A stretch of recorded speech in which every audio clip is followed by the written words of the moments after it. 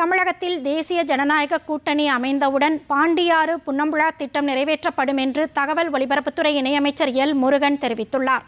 கோவை மாவட்டம் அன்னூர் அருகேயுள்ள பெரியபுத்தூர் கிராமத்தில் இந்த திட்டத்தை நிறைவேற்ற வலியுறுத்தி விவசாயிகள் குழுவின் ஆலோசனை கூட்டம் நடைபெற்றது. இந்த கூட்டத்திற்கு பிறகு அவிநாசி சட்டமன்ற பாஜக வேட்பாளர் எல் முருகன் விவசாயிகளை சந்தித்து குறைகளை கேட்டறிந்தார்.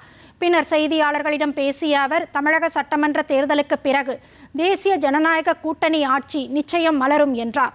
அப்போது பாண்டியாறு புன்னம்புழா திட்டம் நிறைவேற்றப்படும் என்று எல் முருகன் கூறினார். இன்றைக்கு அவர்களுடைய முக்கியமான கோரிக்கை நம்மளுடைய பாண்டியாறு, இந்த பாண்டியாறு புன்னம்புழா ஆறு இதை பில்லூர் வழியாக பவானி ஆற்றில் சேர்த்த வேண்டும். இது 1965லேயே இந்த திட்டமானது நிறைவேற்றப்பட்டிருக்கிறது. அந்த திட்டமானது ஒப்பந்தம் கையெழுத்தாக இருக்கிறது.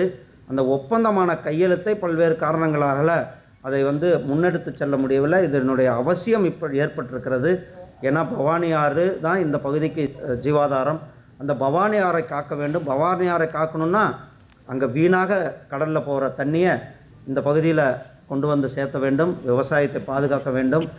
மக்களையும் பாதுகாப்பதற்கு அந்த தண்ணீர் தேவை என்பதை அவர்கள் வலியுறுத்தியிருக்கிறோம். அவர்களுக்கு நான் ஒரு உத்தரவாதத்தை கொடுத்திருக்கிறோம். இந்த திட்டத்தை நிறைவேற்றுவதற்கு முழுமையாக உங்களுடன் இருந்து 3 ஆண்டுகளில் இந்த திட்டத்தை நிறைவேற்றி கொடுப்போம் என்ற அந்த உத்தரவாதத்தை நான் விவசாயிகளுக்கு கொடுத்திருக்கிறேன்.